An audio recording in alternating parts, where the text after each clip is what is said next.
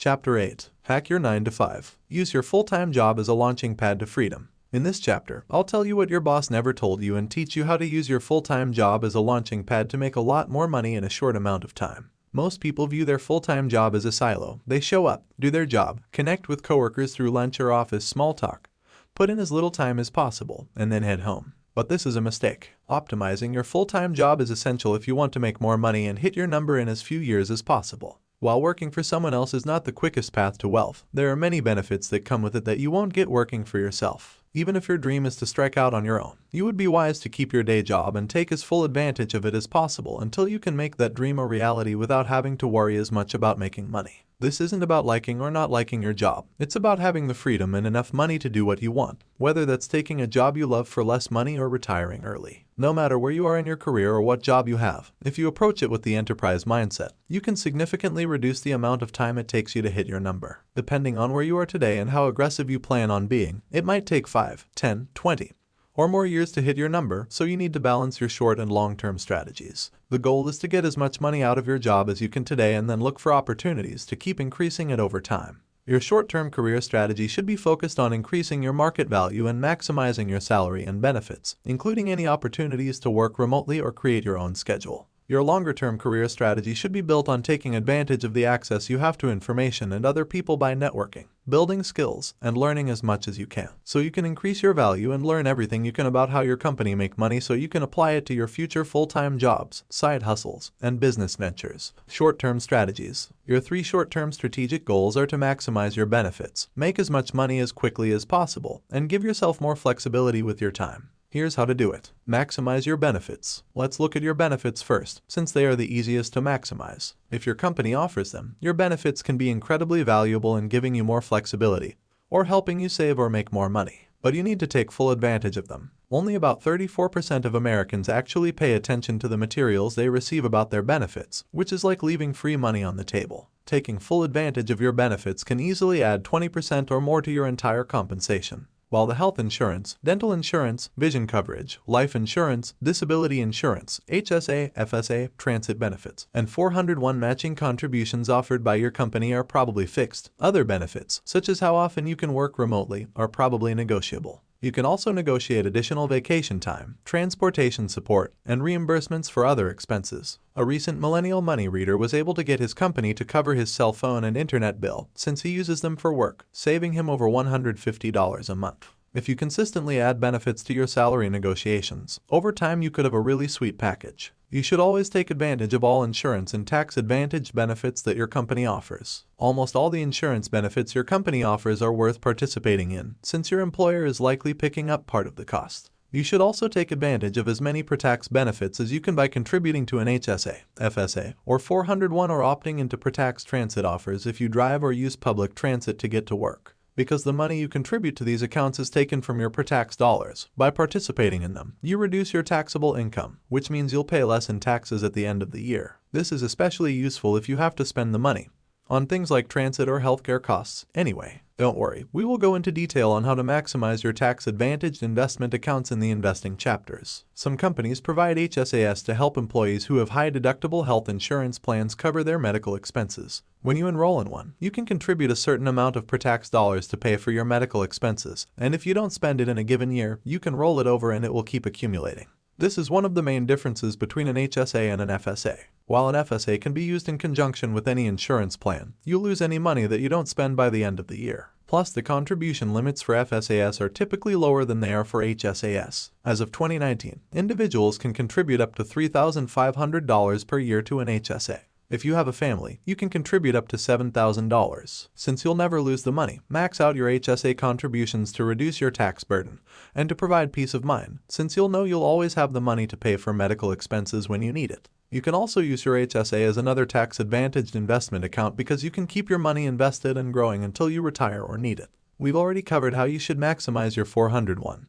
But for the sake of driving the point home, always contribute enough to get your employer match. After that, you should try to max out your contribution to both save on taxes and invest as much as you can for the future. Later, in the investing chapters, I'll discuss exactly how to invest in your 401. Sure, there are confusing terms and sometimes a lot of fine print, But most companies have a human resources department that you can use to help you answer any questions. HR reps are trained to help you understand and make the most of your benefits. Ask for a full list of your employer benefits, since there might be some that you don't know about or that you missed in the benefits packet. A simple 30-minute meeting can generate a huge return on your time. After you've maximized your benefits, the next step is to negotiate even better benefits. Benefit negotiation is typically easier to do at a smaller company, but even if you work for a big company, it's worth a shot trying to negotiate benefits that ultimately support your ideal lifestyle. Remember, your bosses want to keep you, so they are likely to make reasonable adjustments to your benefits to keep you at the company. The benefit that can have the biggest positive impact on your life is whether or not you can work remotely, and if so, how often you can do it. While you might really enjoy being a part of an office culture, you might not want to be in your office for 8 hours a day, 5 days a week. Or perhaps you hate commuting every day or you find the office distracting, so you want to work remotely as much as possible. While there might be some downsides to working remotely 100% of the time, such as not being able to network as effectively as you would if you were in the office, it's all about finding and trying to negotiate the right balance for you. In 2016, 43% of the American workforce worked remotely at some period during the year, which is the highest number in history. Even the U.S. government is jumping on board. Now 3.1% of federal employees work remotely full-time. Plus, according to the annual 2016 Gallup State of the American Workplace report, workers who spent 3 to 4 days of their week working remotely had the highest rate of employee engagement. So you can actually make the case to your boss that you'll be a better employee if you can work at home at least part-time.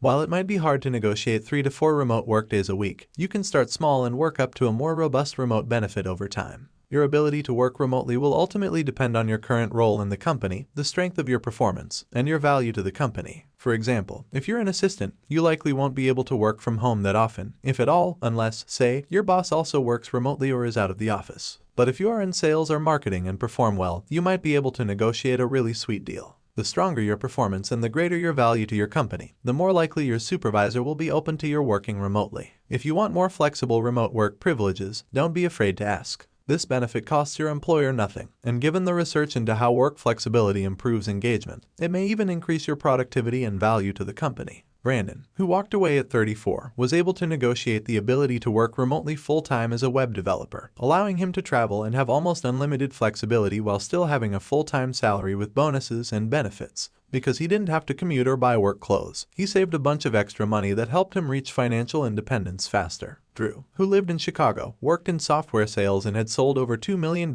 in business for his company. During his performance review, he said the only way he would stay was if he received a $100,000 raise and could move to Los Angeles to live with his girlfriend and work remotely. His company wanted to keep making money, so they eagerly agreed. Now, while his coworkers have to brave the cold Chicago winters and sit in an office all day, he wakes up and takes his dog for a walk on the beach in the morning, then hops on a few calls during the day. He also just spent a month in Japan and was able to call in easily. While Drew's example is a little extreme, the lesson here is clear. If you are valuable to your company, you can make a strong case for the benefits that you want. The more in demand your skills are, the more flexibility you are likely to get. But even if you are new or young, you can still negotiate for flexibility benefits. As long as you are doing a good job and your company wants to keep you, they will likely be willing to work out an arrangement that keeps you happy and working for the company. Work remotely and bank the extra money and extra time. Not all remote work opportunities are equal. Most jobs that will allow you to work remotely are salaried positions, although there are some hourly jobs, like customer service or virtual assistant jobs, that you can do remotely. But if you're working a salaried job, your boss won't be measuring how many hours you work, just whether you get the job done and do it right. If you can get your work done in 4 hours and don't have to stick around an office all day, you can use the rest of the time to do all manner of things, work on side hustles, take a nap, have lunch with a friend or colleague, whatever. And even if you do get paid by the hour, you'll still save time and energy by not having to commute or get ready to go to an office job every day. Or you can be like the Bay Area programmer who confessed on Reddit that he automated his $95,000 a year salary job so that it required him to work only 2 hours a week. His entire job was done using scripts that responded to certain tasks and emails, so he wrote a program that did this work for him. While the ethics of this approach are certainly questionable, there is no argument that he did the job he was hired to do. Finally, this last benefit is both a benefit and a form of compensation. Let's talk about equity, which is a form of ownership of a company. A company might offer you equity, or the promise of future equity, so you can participate in the increase in value if you stick around to help grow the company. While becoming an owner could make you rich, it could also end up being worthless, so it's important to evaluate the opportunity carefully. While there are many types of equity a company can give you, it's typically given in shares of the company. Owning shares is like owning stock in the company. There are private shares, which are shares in a company that's not publicly traded, and public shares, which are shares of a company traded in the stock market. Some ownership stakes allow you to vote on the direction of the company and take profits each year if the business is profitable, while others don't. Most forms of equity are only valuable when you sell them or when your company gets sold or goes public. You can be granted individual equity grants when you are hired or promoted, or be given shares of a company regularly as part of your compensation package. Every situation is unique, so it's impossible to make an overarching recommendation. But it's often better to think about equity as a future potential bonus that you may or may not get depending on how well the company does. Sure, being one of the first employees at Google or Amazon would have made you a multimillionaire, but these are the exceptions to the rule. As you know, most companies fail, and thus the equity in a company that fails is probably worthless. Equity tends to benefit the people at the top more than lower-ranking employees. Also, many companies create new shares as they grow, which could dilute the value of your shares in the future, so by the time you would sell your shares they may not be worth as much. While owning a piece of your company might sound like an amazing opportunity, it largely depends on two factors. 1. Do you believe that your company will grow, make more money, and become more valuable? Do you believe in the company, the vision, the leadership? Think of yourself as an investor. Would you invest in this company? 2. Do you want to stick around to find out? It might take many years for you to be able to cash in on your equity. Some forms of equity can be taken with you if you leave, and others can't. Also, most equity tends to vest over a period of time, so in order to get the full value you need to stay for the entire vesting period. You might have an opportunity to join a smaller company or join a company early enough where equity ownership will end up being extremely valuable, but it's important to look at the opportunity with open eyes. Equity grants, like salary raises, often come with more expectations on your time. But if you truly believe in your company and the leadership, becoming an owner or partner could be an incredible opportunity if you're willing to stick around to invest in growing the business. How to actually get a raise. There are few things more important to securing your financial future than getting paid as much as you can. Your lifetime earnings are significantly impacted by every raise that you get, and a single raise could mean reaching financial freedom years faster. Just getting 1% bigger raises each year can make you literally hundreds of thousands of dollars richer over the next 20 to 30 years by investing and compounding that small raise difference. A simple study that looked at an annual 3% versus a 4% raise each year showed that after 30 years the 4% raise was worth $578,549 more when that small percent difference was invested in the stock market. This is because your future earning potential is impacted by your base salary today. Most people are underpaid in their roles, but many don't do anything about it. 89% of Americans believe they deserve a raise, but only 54% plan to ask for one in the next year. Less than 10% of all the employees I've managed in my career ever asked for a raise or bonus. Whether it was fear or laziness or something else, I still can't believe more of them didn't ask for a raise. While it's definitely true that some people aren't motivated by money, you never want to leave money on the table. If you don't ask, then you'll likely never get paid what you are actually worth or maximize the value of your time. Actively pursuing salary increases will make a huge difference in your overall lifetime pay and hasten your ability to reach financial independence. There is a constant tension at work between employers and employees. As an employee, you want to get paid as much as possible, but your boss wants to pay you as little as they can while still keeping you on board. Optimizing your salary means figuring out the upper limit that your boss would be willing to pay you and going for it. It's a consistent and far from perfect process, but with the right information, you can dramatically increase your chances of getting paid more. And the sky's the limit. If you want to make more money in your full-time job, it doesn't matter how hard you work or how busy you are or how much time you spend at your desk or the hours you put in. What matters most is the perception of your value by your company. The more valuable they perceive you to be, the more money you can make. Without a doubt, there are many things your boss and your boss's boss didn't see that you were doing or accomplished. It's up to you to tell your story and show your value. You need to be your own advocate. Your boss is trying to save money, not pay you more. Sure, your boss wants to keep you around, but as a human resources director once told me, you want to keep your employees happy enough. Another former colleague told me, you want to pay them just enough so that they stay, but still feel like working for that next raise or bonus. It may sound cold, but this is how businesses make money. Here's the plan. Grab a folder and be prepared to record or print out information on your market value, your value to your company. When you go beyond the responsibilities outlined in your job description and any competing offers of employment you've received, your goal is to have a file of information you can use to make the case that you deserve more money. While you don't have to give this to your boss, it helps to have it in front of you when negotiating in case you need to use some of your supporting evidence. For example, you might want to pull out a printout of salaries paid for your position at other companies that shows you are being underpaid.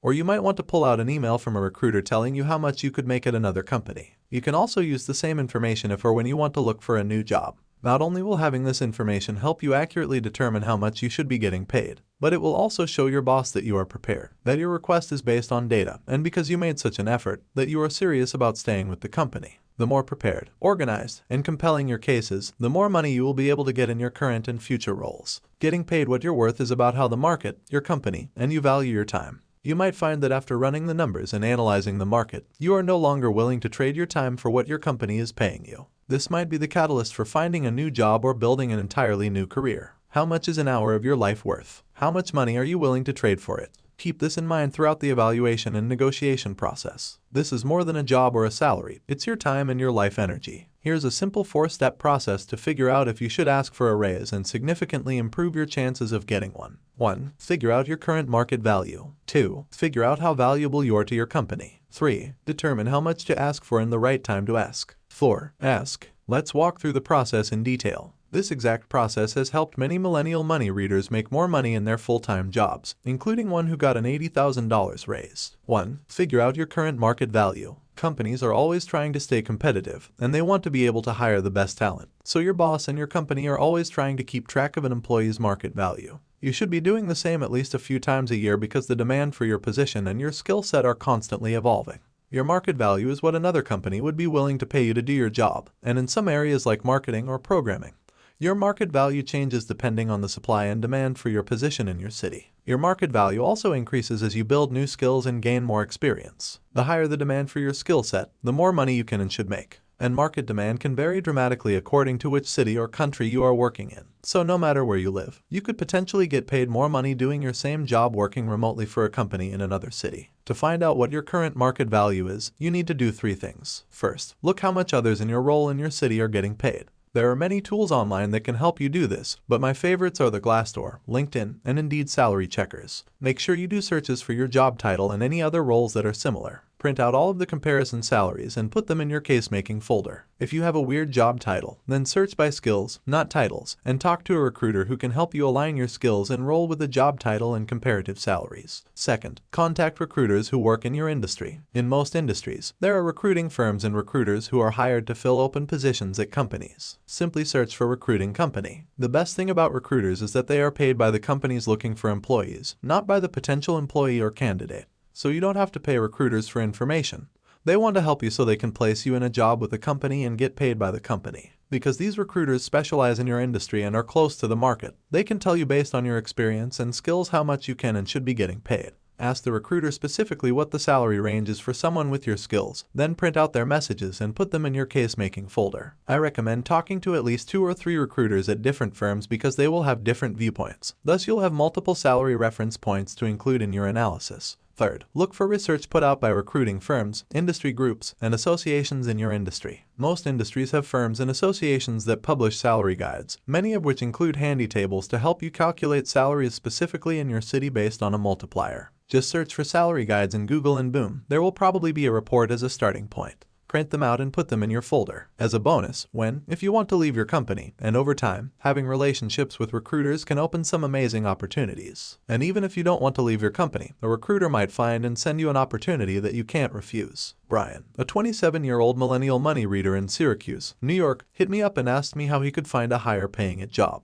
He was burned out and underpaid, making $42,000 in a job that should have paid $50,000 plus. I recommended that he contacted recruiters to see how much his skill set was worth and if there were any better opportunities. He ended up talking to a recruiting firm that had connections in New York City and found him a job making $90,000 working remotely from home. That's a huge life upgrade for Brian, just because he reached out to connect with recruiters in his industry. Finally, while this can be a slippery slope, if you are interested in maybe jumping ship to a higher paying job at another company, then it's useful to connect with other competitor companies to learn more about their open roles and compensation opportunities. Many hiring managers will be willing to talk with you if they think you might leave your current company, and you could be a good fit for them. You can even go through the entire process of trying to get another job and use a competing offer from another company in your negotiation with your boss. This is particularly helpful if you've asked for a raise previously and been denied, or if you are willing to leave your company. I've seen this work really well, helping people get a much higher salary at their current company, and I've also seen it backfire, where the boss actually fired the employee because he didn't like feeling bossed around. So you shouldn't do this unless you are actually willing to leave your current company. 2. Figure out how valuable you are to your company. The second type of value you need to calculate is your value to your company. This is a little more difficult than calculating your market value, but here's how to do it. You should try to make a qualitative and quantitative assessment. First, calculate how much it would cost your company to replace you. The cost of hiring a new employee, especially salaried employees, is really high in most industries. To determine the cost to replace you, you can use the same metrics companies use. Companies typically use either the percentage of salary method or 6 to 9 months of a full-time salary. If you make $60,000 per year as a salaried employee, it could cost $30,000 to $45,000 to replace you. Also, the more experience and unique company knowledge you have, the more valuable you are. Your boss likely knows what it would cost to replace you and your value to the company, so use this to your advantage when asking for a raise. Some bosses might give you an immediate $5,000 or higher raise if they think you might leave, because they know it would cost $20,000 or more to find your replacement and they don't want to lose all of the experience and knowledge you've gained working for the company. Most people should be making a lot more money, but they underestimate their value to their company and don't ask for more money because they fear they'll lose their job. In reality, your company would likely actually pay you a lot more to keep you and the value you bring to the culture and business. Next, if you work for a company that makes money off clients or customers, you should try to calculate how much money your company is making off your work or how much money you have made your company. If you work in a law firm, ad agency, or other field where your company charges a personal or blended hourly rate for your time, then this should be easy. It should also be easy if you are in sales and know how much business you have generated for the company. This is not possible for all jobs or industries. For example, if you are a teacher or work as part of a larger team, you might not be able to put a dollar value on your contribution. But if you work in an industry that services clients, figure out how much your company is charging them for the service you are offering, and deduct your average hourly wage from the fee to determine your company's margin on your work. For example, if you're an electrician and your company charges $300 per hour, and you get paid $30 per hour, your company is making a $270 per hour profit on your time. That's a great return on your company's investment in you. Of course, this calculation doesn't factor in your company's overhead, which includes other expenses your company has to fork out to run the business, like paying rent and utilities, hiring support staff, and offering benefits. While it varies by company, a standard way to estimate the impact of a business's overhead on your compensation is to add 30% to your average hourly rate. Using the same electrician example, 30% of $30 per hour is $9, so with overhead, your company's total cost is $39. But they are charging $300, so they are making $261 per hour, or an 87% margin on your time. If you are making your boss 3 to 4 times what they spend on you a year, you can probably easily justify a salary increase. If you are in a sales role and receive less than a 15 to 25% commission on your sales, then you should ask for a raise. While average sales commissions vary widely by industry, I have personally met way too many salespeople who get only a 5% commission. That means your company is getting a 95% return on your sales. If you are a good salesperson, most bosses are willing to give you a higher commission. I strongly recommend that you negotiate for at least a 15 to 25% commission. If you're already at 15%, try to negotiate an increase to 20%. If you're at 25%, try to negotiate an increase to 30%. Your company is probably making a lot of money off you. If not, they wouldn't be in business. Most sales commissions should be negotiable because it's mostly upside for the company, since they make money if you stay but don't if you leave. Use this information to make the case for getting more money or as motivation to launch your own competing business so you can make the $300 per hour, not just the $30. Victor, a 26-year-old millennial money reader from Milwaukee, works in sales for a manufacturing company. After reading one of my posts, he reached out and told me that he had brought in over $1.5 million in new business over the past year, but makes only $45,000 and no commission. I recommended the strategy in this chapter to him, and while he wasn't able to get a commission, he was able to get a raise to $125,000. While his market value was about $50,000 in Milwaukee, he was able to ask for a lot more. And while an $80,000 raise is big, the impact it can have on Victor's reaching his number is huge, since $80,000 over the next 20 years is an additional $1,600,000 in earnings, and over $8,800,000 if he invests that extra $80,000 and it compounds 7% per year. I sure hope he does. And if Victor decides to move to another company, he's likely to make even more than $125,000 compounding the impact of that single salary raise. It's incredible how a single raise or pay bump can help you reach financial independence years faster. Finally, you want to look at what you've actually helped the company do since you received your last raise or started with the company. While you are getting paid to do a job, doing a good job might not be enough to get a raise or bonus beyond the standard 1 to 3% cost of living increases some companies give. You need to show how you've gone above and beyond your job description or helped the company succeed in a way that wasn't expected. Look specifically at any big milestones you directly helped the company reach or any big projects or responsibilities you've had outside of your job description. How can you show how you've gone above and beyond the call of the job? Have you taken on extra clients, or are you managing more employees and responsibilities? Are there new skills you learned that helped you take on more responsibilities? Did you refer new clients even though you're not a salesperson? Did someone else leave and you picked up some or all of their work? Make a list of all of the things you did, new skills you learned that you used in your role, and any successes you had outside your job description so you can show how you did more than just a good job. Even better, every time you go above and beyond your job description, keep track of the date and task in an online doc, on a piece of paper, or on your phone. Then when the time comes to negotiate, you'll have a record you can pull from. Now, you definitely don't want to bring up everything in your negotiation. Just pick a few specific examples that represent a variety of ways and times you went beyond your job description and added value. Sell your story. 3. Determine how much to ask for and the right time to ask. As you've already learned, thinking about money in terms of percentages and dollar amounts impacts your perception of savings. It also impacts how your boss will think about your asking for a raise. Typically, you are more likely to get a bigger raise if you ask in terms of percentages instead of dollars. This is because the percentage will feel less tangible to people. Think about it. If you are making $50,000, what feels more substantial to you? Getting a 10% raise or $5,000 more per year? Probably the $5,000, since you can immediately imagine what the extra $5,000 could buy. It has tangible value, whereas 10% is an abstraction or representation. What can you buy with 10%? Just to keep you at your company, your boss might give you a 5% raise, but if you want 10% or more, you will need to make a compelling case using the data you've gathered. You can also take more risks if you have another position lined up. I personally believe that 10 to 15% is the perfect amount to ask for unless you are being wildly underpaid based on your market and company value.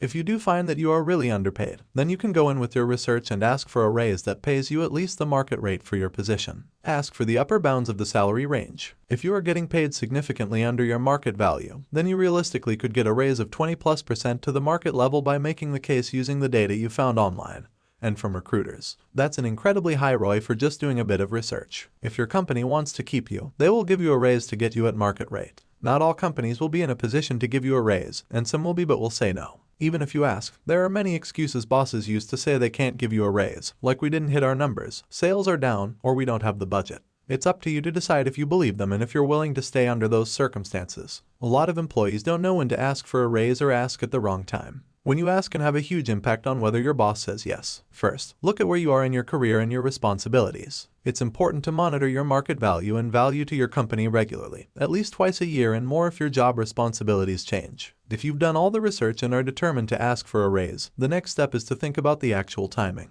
The best times to ask for a raise are during your annual performance review, at the end of your company's fiscal year, after your workload has increased because of recent employee turnover, or after you've spearheaded a company initiative that turned out to be a huge success. Here's why. During your annual performance review, your boss is already thinking about your value to your company. If you come with your market value research, you are significantly more likely to get a higher raise. At the end of the company's fiscal year, your boss is thinking about next year already, and as long as your company is performing well, then you are more likely to get a yes. If your company isn't performing well, then it's unlikely you will get a raise, unless your company determines they really need to keep you to get the numbers up. Another good time is if your responsibilities have significantly changed or your workload has increased because of employee turnover or consolidation. Under these circumstances, the last thing your company wants is another employee to leave, so they might pay you more to keep you. Likewise, if you launched an initiative or project that is now a big success, now is another good time to ask. Write on your accomplishments. The next step is to pick the day and time. On a random Tuesday at 4 p.m. When your boss is stressed out is not a good time. On a Friday afternoon before a holiday or right before your boss is due to go on vacation is not a good time. Monday mornings are also not good. Because who actually likes Monday mornings? Research shows that the best time to ask for a raise is Friday morning. The reason is because your boss is, like you, relatively relaxed and excited about the weekend. Psychology research also shows that people tend to be more generous in the morning before noon. No matter what day or time it is, you definitely want to feel out your boss's mood. Your boss could be stressed, upset, or focused deeply on something else. If bosses are distracted or stressed, they aren't going to listen to you the same way they would if they were more focused. Find a time when both you and your boss are in a good mood. While these guidelines can be helpful, your best opportunity could come at any time. Be ready. 4. Ask. So you've decided on the perfect time and are ready to ask. Here's how to maximize your chance of getting a yes. First, you need to decide whether to schedule a meeting or just stop by. The decision should depend on your relationship with your boss, the boss's style, and your style. Some bosses are really buttoned up and don't like surprises. In this case, you should schedule a meeting. Send your supervisor an email saying you want to chat for 15 to 20 minutes and ask when he or she is available. If your boss is more free-flowing and spontaneous, then just stop by and ask to chat. Next, you need to have a specific percentage in mind. You should ask for a raise that puts you in at least the 90th percentile of salary ranges for your position in your city. If you are making your company a lot of money and you have the data to back it up, your company might pay you a lot more to keep you. So don't be afraid to ask for more than you want so you have some room to negotiate. The worst that can happen is he or she will say no or give you less than you ask for. Once you're in the meeting, start the conversation by telling your boss how much you enjoy working for him or her in the company. Share something that really excites you about a project or the direction of the company. By doing this, you put the company first in the conversation. Next, explain why you are asking for a raise. Recently because of X, Y, and Z. My responsibilities have really increased, or I was recently analyzing my market value based on my experience, or I was recently contacted by a recruiter who said that based on my experience, she could get me a position making $X. Then go for the ask. Say something like, I would really like to stay here, and I see a bright future here, so I'd like to ask for a raise of X%. Don't talk too much or oversell it. Respond to what your boss says. He or she might ask you a few questions or tell you he or she needs to think about it. It's fine to not get an immediate answer, but if your boss does ask for time to think about it, set a limit on it. That's fine. Is it possible for you to get back to me by Friday or next Monday? Some employers will try to drag it out. You might not hear back from them for weeks or at all. If this is the case, you might be better off looking for another gig. If they do make an offer on the spot that's not what you want, keep the conversation going, and then add more to your case, but only if they offer a counteroffer or say no. Most employees don't know they probably have the upper hand and are more valuable to their boss and their company than they realize. If you ask well and for a reasonable amount, your boss will likely appreciate the thought you've put into the process and your desire to stay at the company. In most cases, the worst that can happen is the answer is no. Don't be afraid, and definitely don't leave money on the table or undervalue your time or the impact you're having on your company. Keep researching your value. Even after you've negotiated a raise or gotten a new job, you should continue to monitor your market value, company value, compensation, and benefits at least a few times a year. You should also sit down and analyze your future market value, i.e., the amount of money you will get paid if you stay on your current career trajectory.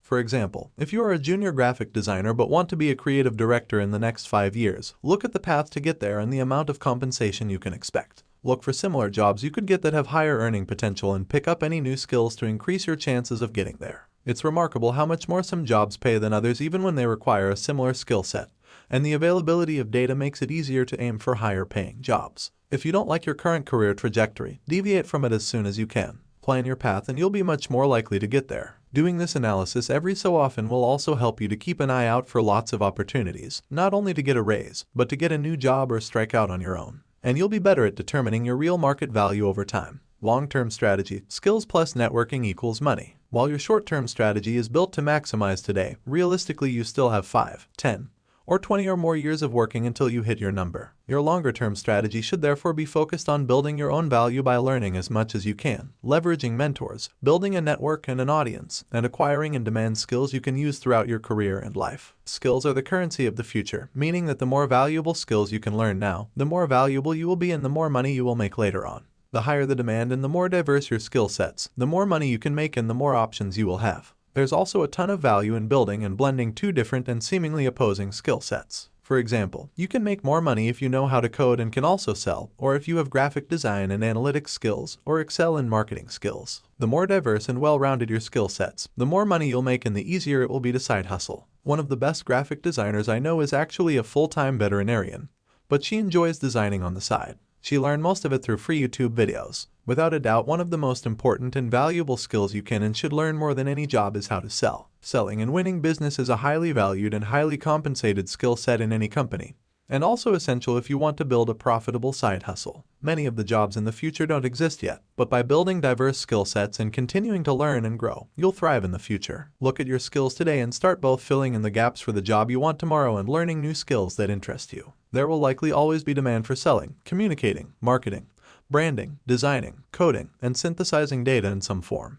When I was 24, the first job I got to move out of my parents' house was at a small digital marketing agency in Chicago. Once I decided to get into digital marketing, I made the choice to apply only to jobs at small companies so I would be closer to the action. This was the huge turning point in my career. It was during this year that I went from making $50,000 a year as my full-time salary to over $300,000 through my side hustles. In the 11 months I worked at the agency, I showed up early and stayed late to meet with almost every person at the company to learn how they did their jobs. It was through these conversations and relationships that I was able to learn about branding, copywriting, creative design, website design, front and back end programming, writing proposals, search engine optimization, and the single skill that would ultimately help me make the most money: selling. Even though my job was running Google advertising campaigns, I sought out the head sales guys, Dave and Jay, who responded to inbound inquiries about our services and reached out to companies that were looking for a new website or digital marketing help. I spent as much time as I could with them. You'll be amazed, once you start asking questions, how willing most people are to help, especially since you are both working for the same company. Within a few months, they started including me in new business pitches, and I closed one of the biggest and most profitable clients in the agency's history in my second pitch. I was hooked, and I learned more in that 1 year than I had learned in my entire life, all because I was curious. A quick tip that will pay huge dividends in your career and life: reach out to one new person a week and ask them out to lunch, even if their job has nothing to do with yours. Tell them you want to learn about what they do and offer to tell them more about your role. Take the time to actually get to know the person. Schedule your coffee or lunch or chat for at least an hour. 1 hour is enough time and will force you to go beyond simple pleasantries. Learn as much as you can about the person and their role. How can they help?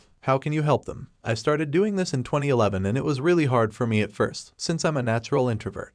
But it got easier over time. If you take one new person out for lunch or coffee per week, after a year you'll have had hour-long conversations with 50 new people. That's 50 connections you can learn from and use as a resource throughout your life. If you don't want to do it every week, that's cool. Even once every couple of weeks or once a month is useful. Just like compound interest, the value of relationships, connections, and knowledge also grows and compounds over time. Meeting with so many people will also help you see patterns in seemingly unrelated things. This will help you identify ways to make your company better, connect two people you think will get along well, learn the value of a new skill set, uncover new resources, and even identify money-making opportunities you've never seen before. It will also naturally open up business opportunities as you discover how you can help others and your network starts making connections for you. I've been able to make at least $250,000 through side hustle client referrals as a result of those early lunches with my coworkers. Keep building new skills, asking questions, connecting, and keeping an eye open for new opportunities. Most of the best full-time money-making and side hustle opportunities will come through your existing network, since it's both easier to sell into and get help from.